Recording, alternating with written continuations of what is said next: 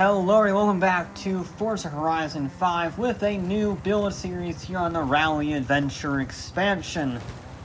Kind of. This isn't really the build series because I spent time on the event lab, built this fantastic rally stage at 70% dirt, 30% tarmac. It's really technical but also has a bit of straight line speed, but it is more on the technical side. I stand by, I think it's a great stage. But I'm not really sure it meshes with the build series I want to do, because I'm going to do A-class builds. And I'm going to call it Group A Rally Builds, alright? That's the title, because it's a triple entendre. One, we're building A-class cars, so A-class 800 PI. Two, our target car is the Hoonigan Escort Cosworth Group A Mark II. And three, Group A WRC is the last WRC rule set to not mandate four-wheel drive. And specifically for this series, to differentiate it from the Baja builds, these cars have to keep their stock drivetrains. Now, we haven't done that since Horizon 4 Hot Wheels. Rather fitting, since that was the second expansion too, as it turns out. But with that rule set in mind, the 70% dirt, 30% tarmac was just way too biased towards the all-wheel drive cars. I love the circuit, I love the stage, but it was just simply too four-wheel drive favoring.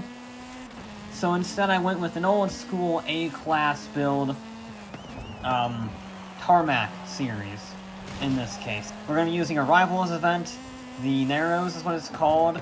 It's a 3.6 mile all tarmac, very technical rally stage through the canyons.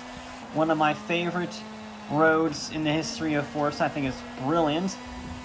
But I like it more in this case than the mountain road I showed in the rally video because it's got some jumps. It's got some really technical stuff. It's got some good elevation change. And at the very end, it has a long straightaway. So it tests everything. Braking, acceleration, top speed, pure grip, high speed corners, low speed corners, everything gets tested. Now, that would obviously require slick tires to get maximum performance. And we're not going to use them. One, because it really limits the PI. Slick tires are a huge amount of PI, and A-class cars are relatively low, for fast builds anyway. And two, it's more fair if we don't run racing slicks, because the Group A Cosworth has rally tires on. I was thinking about putting it on semi-slicks, but it just didn't have the pace, really. I'm trying to say the pace was too good. It was too fast for this build series. The A-class cars didn't stand a hope in hell. You put it in a low S1 class. And even at 816, which I thought might be enough for a A-class car to beat, no. No, because that 816 put it like top 50 in the world. Yeah. So we're on stock rally tires for the Escort Cosworth, which means we're not allowed on the build series to go higher than semi-slicks. So with all that being said, let's get started. And here is our first car, the Lotus Siege. Why did I choose this? One, it's a pretty great handling car. It's rear-wheel drive to start the series off. And most importantly, let me actually show it to you first, it's got rally fog lights. Because this is technically a rally car in the RGT class. I don't think I ever ran, but they built one for it. So, yeah, I want to run it. We are going to need maximum everything. 365 horsepower is actually not that different than the Cosworth, so we're going to want every racing part pretty much, because we're going to need handling. We're also going to need a little bit of power, though, so we're going to have to make some compromises, shall we say. The good thing is, it's already very light, sub 2,600 pounds. In fact, it's probably going to be exactly 2,600 pounds. Exactly 2,600 pounds when the roll cage is applied. And I do want, yeah, I definitely want the roll cage. Oh, but I can get literally no,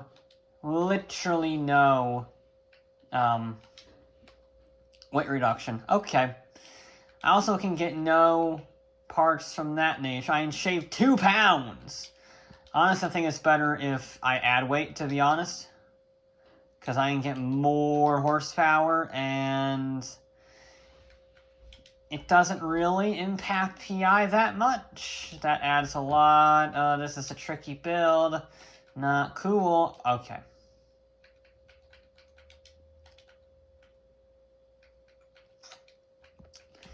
I guess we'll take this off, because that adds a lot of, that still adds PI. Oh, sorry, that's the exhaust. I meant to put the air intake on. Why is that still, fine, we'll take off the bloody radiator. Okay, so we're not going to have much power, 354 horsepower, not stellar. Then we'll go to here, put you on, put... I'd say it's a little more weight, but I don't really think it's worth it. We'll see. We can try it. Can we sneak a flywheel? Negative. This thing adds PI insanely fast. Okay. That's set. Alright, 354 horsepower, 300 torque. It's not going to be fast in a straight line, but I'm hoping it'll make up the time in the corners. This is our first run. We do have launch control on, because rear-wheel drive, or front-wheel drive, so it's going to even the playing field a little bit on the launch, just to make things a little more interesting. And we have to beat a 2:44.1, so just a little fraction slower than that rival, essentially. So, already, I'm loving how the Lotus handles. Acceleration is severely lacking. However, I think we do actually have a better power-to-weight ratio than the Hoonigan Kazi. I think it does have a better power-to-weight ratio because it's 2,500 pounds, this thing. The Cosworth is 2,800. Okay, rear end stepped out a lot there. Gonna lift off Overseer. So yeah, this is 200 odd pounds lighter, almost 300 pounds lighter than the Hoonigan. But the Hoonigan makes 50 more torque and 20 more horsepower. So we're definitely going to have to carry the speed. And that is not how you do it. It's a very grippy car, I'll tell you that. It just darts in.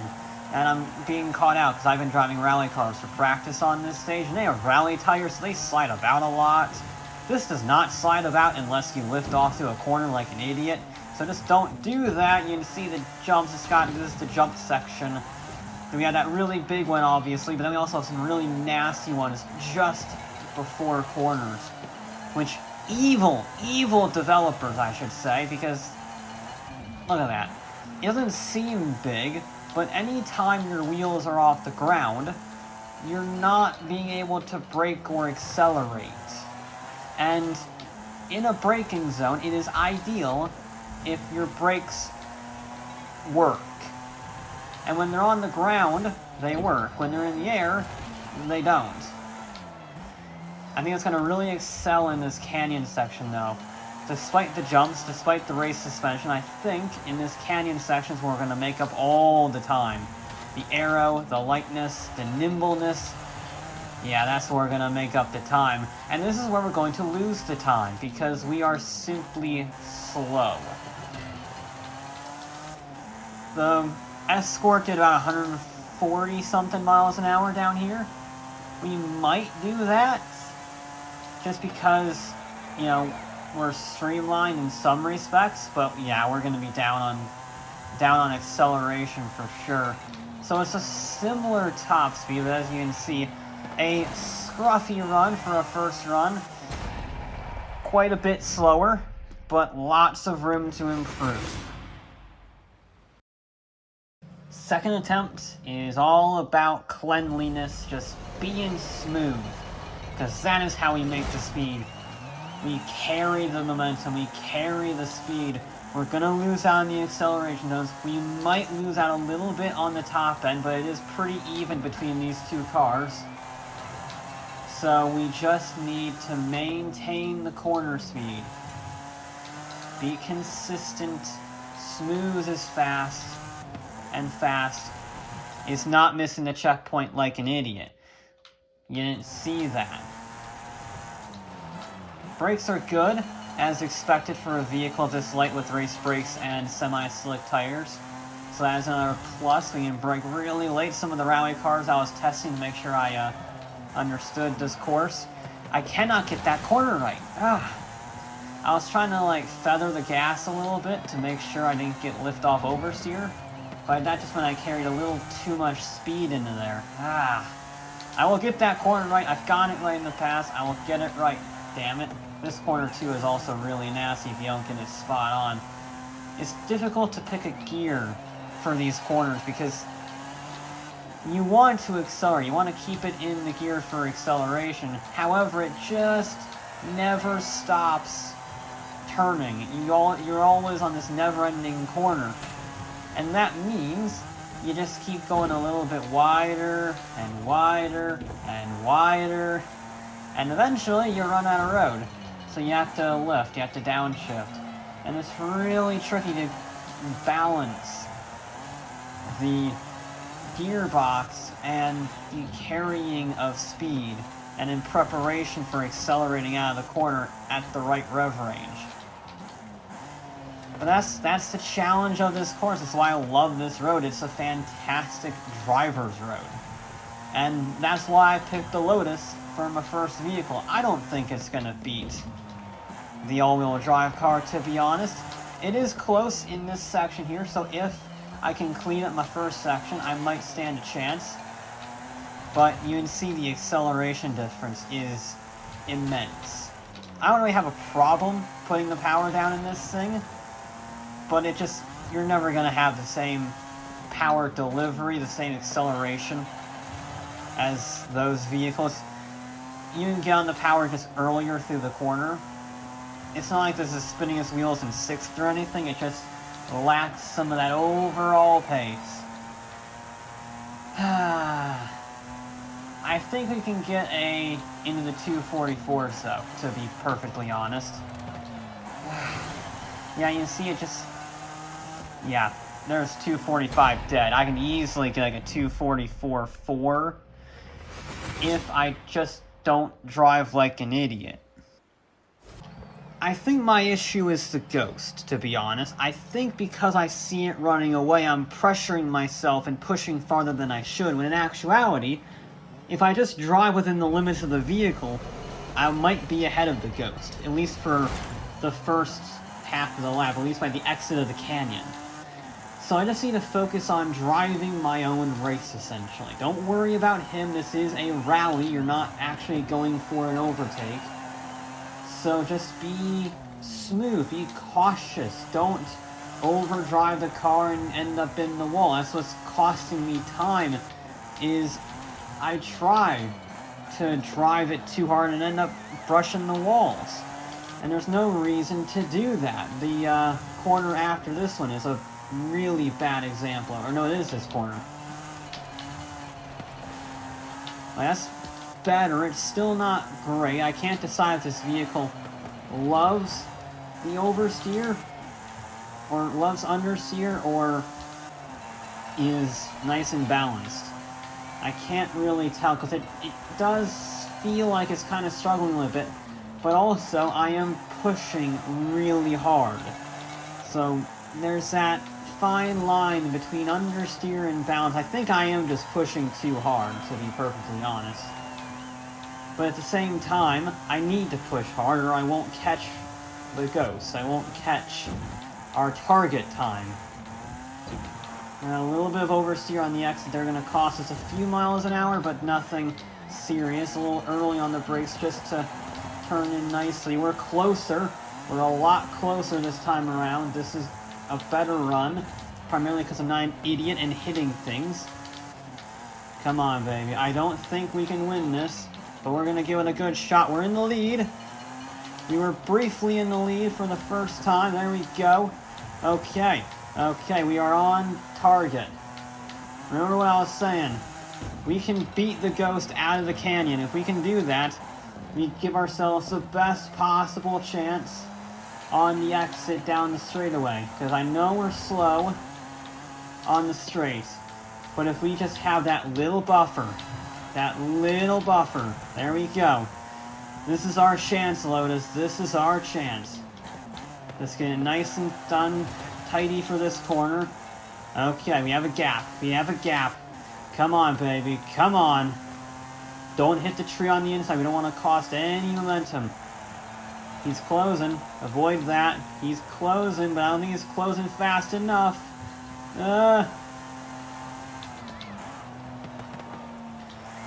We made the final corner. We are! Nicely done. Nicely done.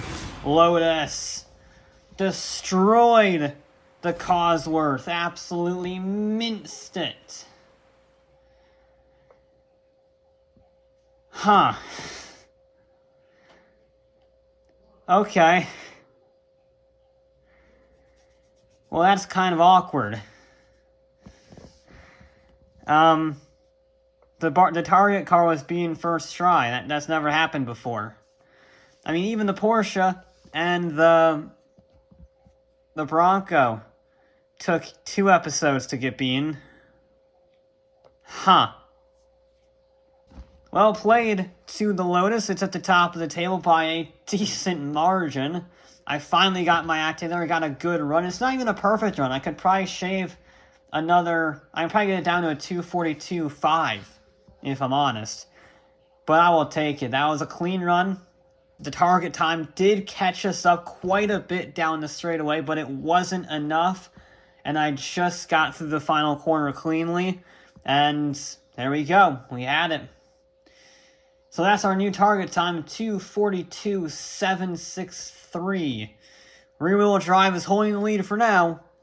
Let's see how long it can stay there. But that'll be it for this episode of Forza Horizon 5. I'll be back with more.